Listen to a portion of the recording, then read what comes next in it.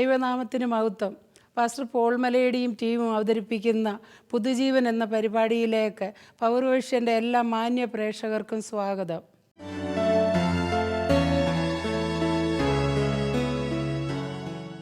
അത്ഭുതവാനായ കർത്താവായ യേശു ക്രിസ്തുവിൻ്റെ നിസ്തുല്യ നാമത്തിൽ എല്ലാ പവർ വിഷൻ ശ്രോതാക്കൾക്കും സ്നേഹവന്ദനങ്ങൾ അറിയിക്കുകയാണ്.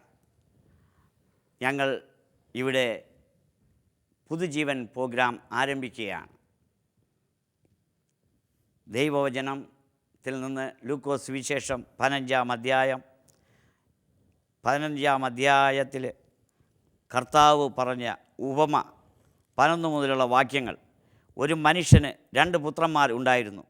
അവരിൽ ഇളയവൻ അപ്പനോട്, അപ്പാ, വസ്തുവിൽ എനിക്ക് വരേണ്ടുന്ന പങ്ക് തരണമേ എന്ന് പറഞ്ഞു. അവൻ അവർക്ക് മുതൽ പങ്ക് പകുത്തു കൊടുത്തു. ഏറെ നാൾ കഴിയും മുമ്പേ ഇളയ മകൻ സകലവും സ്വരൂപിച്ച് ദൂരദേശത്തേക്ക് യാത്രയായി. അവിടെ ദുർനടപ്പുകാരനായി ജീവിച്ചു. വസ്തു നാനാവിധമാക്കി കളഞ്ഞു.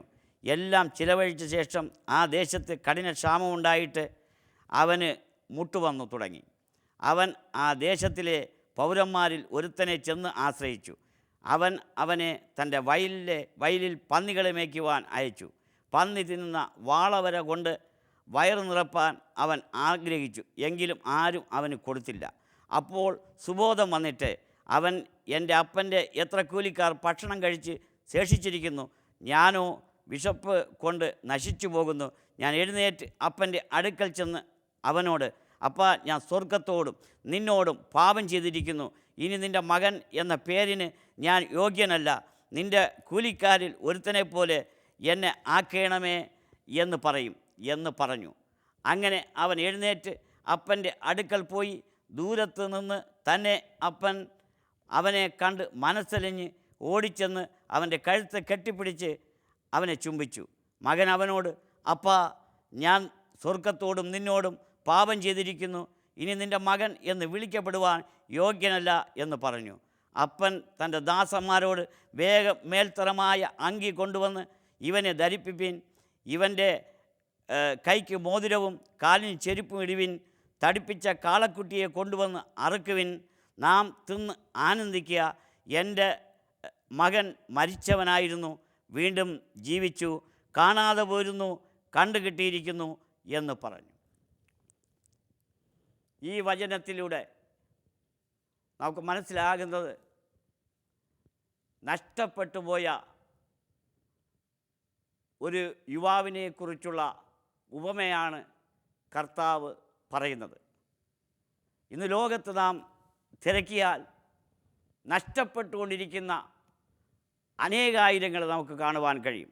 നമ്മുടെ ഭവനങ്ങളിൽ നിന്ന് നഷ്ടപ്പെടുന്നവർ, നമ്മുടെ സമൂഹങ്ങളിൽ നിന്ന് നഷ്ടപ്പെടുന്നവർ, നമ്മുടെ സഭകളിൽ നിന്ന് നഷ്ടപ്പെടുന്നവർ, ധാരാളം വിവിധ കാരണങ്ങളാൽ നഷ്ടപ്പെട്ടുകൊണ്ടിരിക്കുന്ന അനേകരെ നമുക്ക് കാണുവാൻ കഴിയും. യേശു കർത്താവ് ലോകത്ത് വന്നത് പാപികളെ രക്ഷിപ്പാനാണ്. യേശു കർത്താവ് ലോകത്തിൽ വന്നത് നഷ്ടപ്പെട്ട ആത്മാക്കളെ രക്ഷിപ്പാനാണ്. ഈ ഉപമയിലൂടെ കർത്താവ് അത് നമ്മോട് പറയുന്നുണ്ട്. ഒരു അപ്പന് 2 മക്കളുണ്ടായിരുന്നു. ഇളയവൻ അവൻ്റെ അവകാശം വാങ്ങിച്ച് അവൻ ദൂരദേശത്ത് നാട് വിട്ടു പോവുകയാണ്. അതിനുശേഷം അവൻ കയ്യിലുണ്ടായിരുന്ന പൈസയെല്ലാം ചെലവഴിച്ച് ദുർനടപ്പുകാരനായി, ദുഷിച്ചവനായി, തെറ്റായ വഴികളിലൂടെ സഞ്ചരിച്ചു കൊണ്ടിരുന്നു. അവസാനം അവന് ഒരു നേരത്തെ ഭക്ഷണത്തിന് പോലും വകയില്ലാത്ത അവസ്ഥ വിശേഷത്തിലായി. അങ്ങനെ കഠിനമായ ശോധനയുടെ വേദനയുടെ നടുവിൽ അവൻ സുബോധം വന്നിട്ട്, അവൻ മാനസാന്തരപ്പെട്ടിട്ട്, അവൻ പശ്ചാത്താപമുണ്ടായിട്ട് അവൻ മടങ്ങി അപ്പൻ്റെ അരികിലേക്ക് വരികയാണ്. മകൻ കടന്നു വന്നത് കണ്ട് അപ്പൻ ആനന്ദിക്കുന്നതാണ് നമുക്കിവിടെ ഈ ബൈബിൾ വാക്യത്തിൽ നിന്ന് വായിക്കുവാൻ ഇടയായത്. ഇതുപോലെ അനേകരെ നമ്മുടെ ചുറ്റും കാണുവാൻ കഴിയും. 1981 മഹാരാഷ്ട്ര, കർണാടക, ആന്ധ്ര അതിർത്തിയിൽ മദിനൂർ എന്ന ഗ്രാമത്തിൽ ഞാൻ അവിടെ എത്തിയപ്പോൾ അവിടെ ഞാൻ നഷ്ടപ്പെട്ടുകൊണ്ടിരിക്കുന്ന ജീവിതങ്ങൾക്ക് വേണ്ടി ഞാൻ അന്വേഷണം ആരംഭിച്ചു. ഒരു ദിവസം ഒരു ഹനുമന്ത് റാവു എന്ന് പേരുള്ള ഒരു യുവാവ് നിരാശനായി അവൻ നടന്നു പോകുന്നത് കണ്ടു. അവനെ ഞാൻ കണ്ടുമുട്ടി. അവനെ ഞാൻ താമസിക്കുന്ന സ്ഥലത്ത് കൊണ്ടുപോയി അവൻ്റെ കാര്യങ്ങളെല്ലാം അടുത്തറിഞ്ഞപ്പോൾ വീട്ടിൽ സമാധാനമില്ലാതെ അവൻ ബോംബെയിലേക്ക് അവൻ നാടുവിടുകയായിരുന്നു ചെയ്തത്. ബോംബെയിൽ അനേക മാസങ്ങൾ അലഞ്ഞു തിരിഞ്ഞ ശേഷം അവനൊരു തൊഴിലോ അവൻ്റെ ജീവിതത്തിൽ ഏതെങ്കിലും അനുഗ്രഹമോ ഉണ്ടാകാതെ മടങ്ങി വന്ന ആ പ്രത്യേക സമയത്താണ് ആ നഷ്ടപ്പെട്ടവനെ എനിക്ക് കണ്ടുമുട്ടുവാൻ ഇടയായത്. അപ്രകാരം അവനോട് ആ നഷ്ടപ്പെട്ട അവനോട് സംസാരിക്കുവാനിടയായി. അവൻ്റെ അന്നത്തെ ഏറ്റവും വലിയ പ്രശ്നം, അവൻ 10ാം ക്ലാസ് തോറ്റു. അത് പരീക്ഷ എഴുതി പാസ്സാകണം എന്നതായിരുന്നു. അതിന് അവന് ഫീസ് കൊടുക്കുവാൻ അവന് കഴിയുമായിരുന്നില്ല. എന്നാൽ ആ സമയത്ത് അവൻ്റെ പരീക്ഷയ്ക്ക് ഫീസ് കൊടുക്കുകയും അവൻ പരീക്ഷ എഴുതുകയും പരീക്ഷ എഴുതി പാസ്സാവുകയും പാസ്സായ ശേഷം പോലീസിൽ ഇൻ്റർവ്യൂ ലഭിച്ച് അവൻ പോലീസിൽ ചേരുകയും അതിനുശേഷം അവൻ വിവാഹിതനാകുകയും അതോടൊപ്പം അവൻ്റെ കുടുംബജീവിതം അനുഗ്രഹിക്കപ്പെട്ടതായി കാണുവാൻ ഇടയായി. അവൻ ഒരു സമയത്ത് നഷ്ടപ്പെട്ടവനായിരുന്നു, നിരാശനായിരുന്നു, ജീവിതത്തിൽ ഒന്നും ഇല്ലാത്തവനായിരുന്നു. വീട്ടുകാരിൽ നിന്നും നാട്ടുകാരിൽ നിന്നും എല്ലാം വേദനയായിരുന്നു. പക്ഷേ ആ നഷ്ടപ്പെട്ടവനെ കണ്ടെത്തുവാൻ യേശു കർത്താവ് അവന് വേണ്ടി ഇടപെട്ടു. അവനെ യേശു കർത്താവ് രക്ഷിച്ചു. അവനൊരു പുതുജീവൻ നൽകി. അങ്ങനെ പുതുജീവൻ നൽകിയതോടുകൂടി അവൻ്റെ ജീവിതത്തിൽ മാറ്റങ്ങളുണ്ടായി. അവൻ പരീക്ഷ എഴുതി പാസ്സായി, പോലീസിൽ ജോലി ലഭിച്ചു. അവൻ കുടുംബജീവിതം നയിക്കുന്നതായി കാണുവാൻ കഴിയും. ഇതുപോലെ അനേക വ്യക്തി ജീവിതങ്ങളെ എൻ്റെ ജീവിതത്തിൽ കണ്ടുമുട്ടുവാൻ ഇടയായിട്ടുണ്ട്. ഇവിടെ ഈ ഇളയ മകൻ നഷ്ടപ്പെട്ടവനായിരുന്നു. അവന് കൊടുത്ത അവകാശങ്ങളെ കൊണ്ട് അവൻ നാട് വിട്ടുപോയി. അവിടെ പോയി അവൻ അതെല്ലാം ദൂർത്തടിച്ചു. അവിടെ പോയി അവൻ തെറ്റായ വഴികളിലൂടെ സഞ്ചരിച്ചു. അവിടെ പോയി അവന് സമാധാനമില്ലാത്ത മേഖലകളിലൂടെ അവൻ അലഞ്ഞു തിരിഞ്ഞു. ഒടുവിൽ ഒരു നേരത്തെ ഭക്ഷണം പോലും കൊടുക്കുവാൻ ലഭിക്കാതെ ബുദ്ധിമുട്ടി. ആരും സ്നേഹിക്കാനില്ല, ആരും ചോദിക്കാനില്ല, ആരും അന്വേഷിക്കാനില്ല. അവൻ്റെ ജീവിതം നിരാശയുടെ അടിത്തട്ടിലായി. അങ്ങനെ ഇരിക്കുന്ന ഒരവസരത്തിൽ അവൻ സുബോധമുണ്ടായിട്ട് അപ്പൻ്റെ ഭവനത്തിലേക്ക് അവൻ മടങ്ങി വരികയാണ്. അവിടെ മടങ്ങി വരുമ്പോൾ അപ്പന് വലിയ സന്തോഷമുണ്ടായി. അവൻ എഴുന്നേറ്റ് അപ്പൻ്റെ അടുക്കൽ പോയി. ദൂരത്ത് നിന്ന് തന്നെ അപ്പൻ അവനെ കണ്ടു, മനസ്സരിഞ്ഞു. ഓടിച്ചെന്ന് അവൻ്റെ കഴുത്ത് കെട്ടിപ്പിടിച്ച് അവനെ ചുംബിച്ചു. അപ്പോൾ മകൻ, അപ്പാ, ഞാൻ സ്വർഗത്തോടും നിന്നോടും പാപം ചെയ്തിരിക്കുന്നു. ഇനി നിൻ്റെ മകൻ എന്ന് വിളിക്കപ്പെടുവാൻ യോഗ്യനല്ല എന്ന് പറഞ്ഞു. അപ്പൻ ദാസന്മാരോട് വേഗം മേൽത്തരമായ അങ്കി കൊണ്ടുവന്ന് ഇവനെ ധരിപ്പിപ്പിൻ, ഇവൻ്റെ കൈക്ക് മോതിരവും കാലിന് ചെരുപ്പ് ഇടുവിൻ, തടിപ്പിച്ച കാളക്കുട്ടിയെ കൊണ്ടുവന്ന് അറുപ്പിൻ, നാം തിന്ന് ആനന്ദിക്കുക. ഈ മകൻ നഷ്ടപ്പെട്ടവനായിരുന്നു. എന്നാൽ തിരിച്ചു വന്നപ്പോൾ മനസ്സലിവുള്ള പിതാവ് അവനെ കെട്ടിപ്പിടിച്ച് അവൻ ചുംബിക്കുകയാണ്. അവന് മേൽത്തരമായ അങ്കി ധരിപ്പിക്കുകയാണ്. അവന് തടിപ്പിച്ച കാളക്കുട്ടിയെ അറുത്ത് ഭക്ഷണം ഉണ്ടാക്കി വിഭവസമർത്ഥമായ വിരുന്നൊരുക്കി ആ മകനോടുകൂടെ അപ്പനും മറ്റുള്ളവരും ആനന്ദിക്കുന്നതാണ് കാണുന്നത്. നമ്മുടെ പല സ്ഥലത്തും ഭവനങ്ങളിൽ നഷ്ടപ്പെട്ടുകൊണ്ടിരിക്കുന്ന അനേക കുഞ്ഞുങ്ങളെ പറ്റിയുള്ള പത്ര റിപ്പോർട്ടുകൾ നമ്മൾ വായിക്കാറുണ്ട്. അടുത്ത സമയങ്ങളിൽ പത്രത്താളുകളിൽ അനേക റിപ്പോർട്ടുകൾ വരുന്നത് ആൺകുട്ടികളും പെൺകുട്ടികളും നഷ്ടപ്പെട്ടുകൊണ്ടിരിക്കുന്നതിൻ്റെ റിപ്പോർട്ടാണ് ലഭിക്കൊണ്ടിരിക്കുന്നത്. എന്തുകൊണ്ടാണ്? വലിയ നിസാരമായ കാര്യത്തിനായിരിക്കും ചിലപ്പോൾ ഈ കുഞ്ഞുങ്ങൾ വീട് വിട്ട് പോകേണ്ടി വരുന്നത്.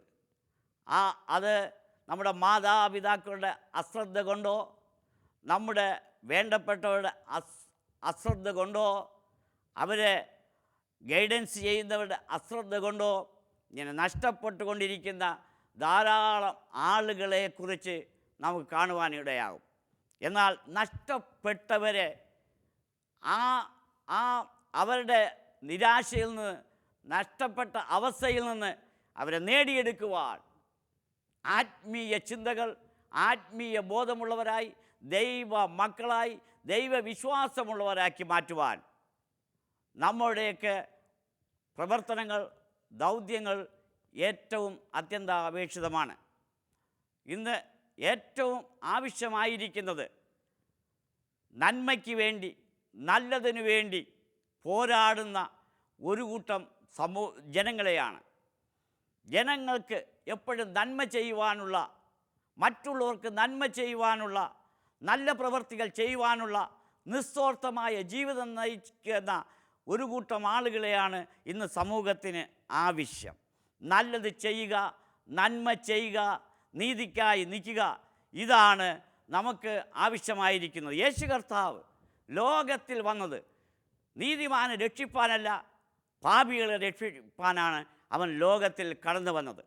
അവൻ മനുഷ്യരുടെ ഇടയിൽ, ജനങ്ങളുടെ ഇടയിൽ, ആശ്വാസമില്ലാത്തവരുടെ ഇടയിൽ, ദുഃഖിതരുടെ ഇടയിൽ, രോഗികളുടെ ഇടയിൽ, ഭൂതബാധിതരുടെ ഇടയിൽ അവൻ കടന്നു ചെന്ന് അവരെ സൗഖ്യമാക്കുകയും അവരെ ആശ്വസിപ്പിക്കുകയും അവരെ ഉദ്ധരിക്കുകയും അവർക്ക് ജീവൻ നൽകുകയും, യേശു പറഞ്ഞു, ഞാൻ ജീവൻ നൽകുവാനും സമൃദ്ധിയായ ജീവൻ നൽകുവാനും ഞാൻ ലോകത്തിൽ കടന്നു വന്ന്, ഈ ലോകത്തിൽ ജീവിതം തരിപ്പണമായിരിക്കുന്ന മനുഷ്യ സമൂഹത്തിനിടയിൽ യേശു പറയുകയാണ്, ഞാൻ ജീവൻ ഉണ്ടാകേണ്ടതിനും സമൃദ്ധിയായ ജീവൻ ഉണ്ടാകേണ്ടതിനും ഞാൻ ലോകത്തിൽ കടന്നു വന്നു.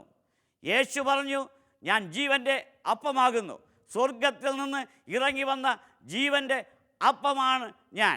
എന്നിൽ വിശ്വസിക്കുന്നവർ മരിച്ചാലും ജീവിക്കും, എന്നിൽ വിശ്വസിക്കുന്നവർ മരിച്ചാലും ജീവിക്കും എന്ന് പറഞ്ഞ കർത്താവായ യേശു ക്രിസ്തു ഇന്നും നഷ്ടപ്പെട്ട ജീവിതങ്ങളെ ഇന്നും മാടി വിളിച്ചുകൊണ്ടിരിക്കുകയാണ്. അധ്വാനിക്കുന്നവരും ഭാരം ചുമക്കുന്നവരുമായുള്ളവർ എല്ലാവരും എൻ്റെ അടുക്കൽ വരുവിൻ, ഞാൻ നിങ്ങളെ ആശ്വസിപ്പിക്കും എന്നരുൾ ചെയ്ത കർത്താവായ യേശു ക്രിസ്തു ഇന്നേക്ക് 2000 വർഷങ്ങൾക്ക് മുമ്പ് പച്ച മരക്കുരിശിൽ 3 ആണിമേൽ പാപികളായ മാനവ സമൂഹത്തിന് വേണ്ടി പിടഞ്ഞ് മരിച്ച യേശു കർത്താവ്, അവൻ 3 ആണിമേൽ അവനെ ക്രൂസിൽ തറച്ചു. അവൻ മാനവ സമൂഹത്തിന് വേണ്ടി, പാപികൾക്ക് വേണ്ടി യാഗമായി തീർന്ന യേശു കർത്താവ് മരിച്ചു, അടക്കപ്പെട്ടു, 3-ാം നാൾ ഉയർത്തെഴുന്നേറ്റു.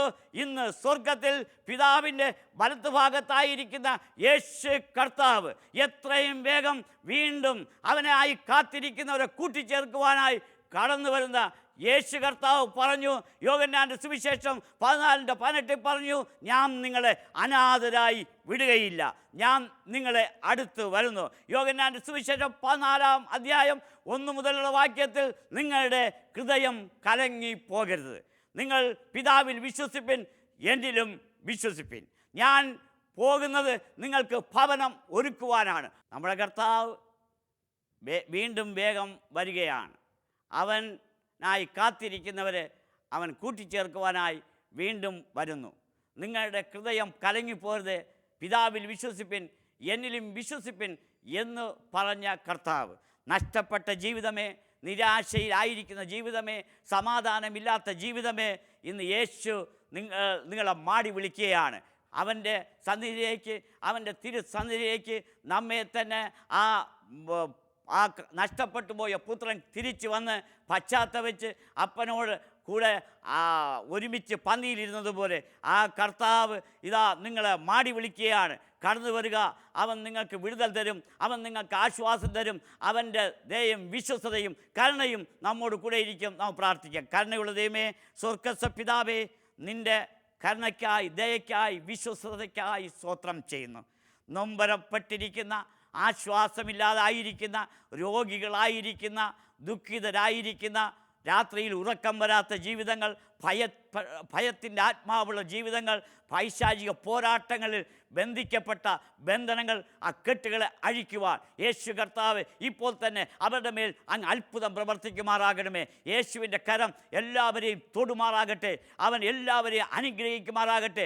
എല്ലാവരെയും സൗഖ്യമാക്കുമാറാകട്ടെ. എല്ലാവർക്കും വിടുതൽ കൊടുക്കട്ടെ.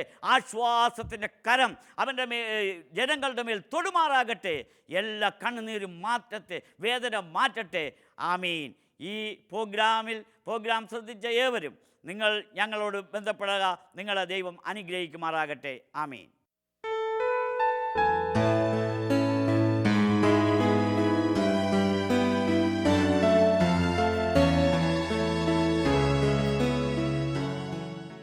ഞങ്ങൾ നാഗപ്പൂർ കേന്ദ്രമാക്കിയാണ് ഞങ്ങൾ പ്രവർത്തനം ചെയ്യുന്നത്. എൻ്റെ പേര് പാസ്റ്റർ പോൾ മലേഡിയാണ്. ക്രൈസ്റ്റ് ഫോർ ഇന്ത്യ മൂവ്മെൻറ്റ് എന്ന ഒരു ഓർഗനൈസേഷൻ ഞങ്ങൾക്കുണ്ട്. ഞങ്ങൾ സാമൂഹ്യ പ്രവർത്തനങ്ങൾ ചെയ്യുന്നുണ്ട്. ചിൽഡ്രൻസ് ഹോമും സ്കൂളുകളും പബ്ലിക്കേഷനും ഞങ്ങൾക്കുണ്ട്. ഞങ്ങൾ മിഷണനാഥം എന്നൊരു മാസികയുണ്ട്. ഞാൻ എഴുതിയ 2 പുസ്തകങ്ങൾ ഇപ്പോൾ പരിചയപ്പെടുത്തുകയാണ്. അത്ഭുത വിടുതൽ 92-ലാണിത് ആദ്യം പ്രകാശനം ചെയ്തത്. ഇത് 5ാമത്തെ എഡിഷനാണ്. 37,000 കോപ്പികൾ ഇത് പബ്ലിഷ് ചെയ്ത് ഇത് ലോകം മുഴുവനുള്ള മലയാളികൾ ഇതിൽ കൂടി ഇത് വായിച്ചിട്ട് വളരെ അനുഗ്രഹം പ്രാപിച്ചിട്ടുണ്ട്, സൗഖ്യം പ്രാപിച്ചിട്ടുണ്ട്, വിടുതൽ പ്രാപിച്ചിട്ടുണ്ട്, ആശ്വാസം പ്രാപിച്ചിട്ടുണ്ട്. ഇതിൻ്റെ കോപ്പികൾ നിങ്ങൾക്ക് ലഭിക്കുന്ന മറ്റൊരു പ്രസിദ്ധമായൊരു പുസ്തകം ഇന്ത്യൻ സംസ്കാരത്തിൻ്റെ അടിവേരുകൾ. ഇന്ത്യൻ സംസ്കാരത്തെക്കുറിച്ചുള്ള വളരെ വിശാലമായ ഒരു ചരിത്രമാണ്. തിരുവട്ടാർ കൃഷ്ണൻകുട്ടിയാണ് അവതാരിക എഴുതിയ. പെരുമ്പടവൻ ശ്രീധരൻ നിരൂപണം എഴുതിയ ഈ പുസ്തകം ഇതും ഞങ്ങളുടെ കയ്യിലുണ്ട്. 20-ൽ പരം പുസ്തകങ്ങൾ ഞാൻ പ്രസിദ്ധീകരിച്ചിട്ടുണ്ട്. നിങ്ങൾക്ക് ആവശ്യമുള്ളതുപോലെ ഞങ്ങൾ അത് എത്തിച്ചു തരുന്നതാണ്.